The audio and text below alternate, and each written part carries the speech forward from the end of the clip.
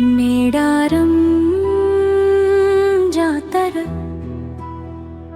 ప్రపంచంలోనే అతిపెద్ద గిరిజన జాతరగా కీర్తి గడించింది.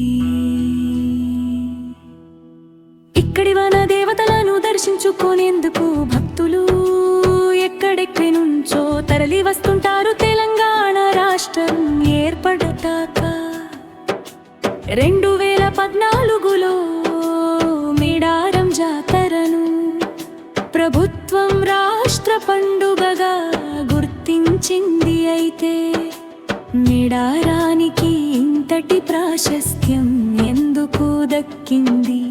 ఇక్కడ వన దేవతలుగా కొలిచే సమ్మక్క సారలమ్మ ఎవరు? జంపన్న వాగు ప్రాముఖ్యం ఏమిటి?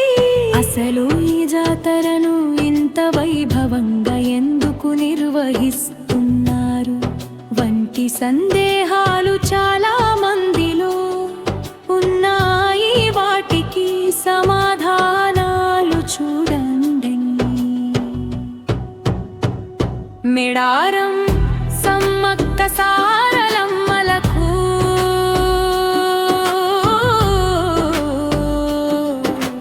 తన దేవతలుగా కొలిచేందుకు కారణాలను విశ్లేషిస్తే ఓ కథ ప్రాచుర్యంలో ఉంది. పూర్వం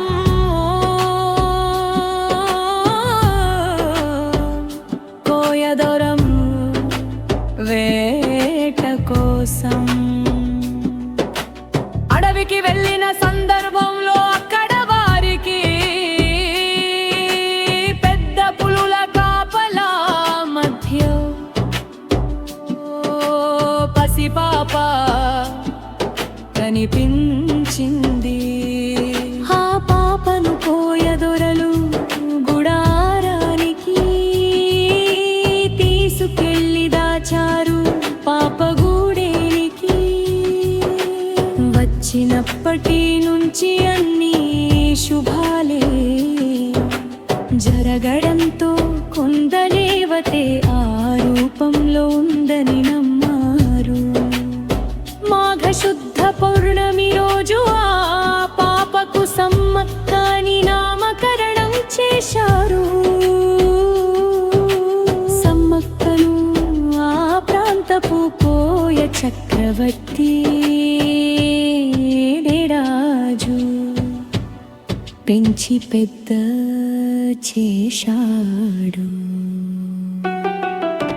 క్రీస్తు శకం 1260 నుంచి 1320 కాలంలో, అంటే కాకతీయుల ఏలుబడిలో ఇప్పటి జగిత్యాల జిల్లా ప్రాంతంలోని పోలవాసను గిరిజన దొరమేడాజు పాలుస్తూ ఉండేవాడు. ఇదను తనమే అలుడు మేడారం పాలకుడైన పగినంతరాజుకు ఇచ్చి వివాహం చేశాడు. సమ్మక్క పగిడిద్దరాజు దంపతులకు సారలమ్మ నాగులమ్మ జంపన్న ముగ్గురు సంతానం కలిగారు. మేడారాన్ని పాలిస్తున్న పగిడిద్దరాజు కాకతీయుల సామంతుడు. ఆ రోజుల్లో కరవు కాటకాల కారణంగా కొన్నేళ్ల పాటు ప్రజలు శిస్తు కట్టలేదు. కాకతీయుల సామంతునిగా ఉంటూ శిస్తు కట్టకపోవడం తన మామ మేడరాజుకు ఆశ్రయం పగిలిపించడం కోయగిరి జనుల్లో విప్లవ భావాలు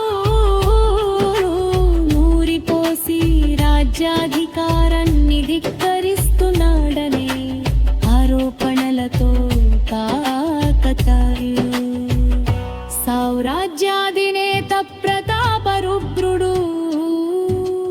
పగిడిద్దరాజుపై సమరశంఖం పూరించాడు. ఇది గమనించిన గిరిజనులు ప్రభుత్వంపై తిరగబడేందుకు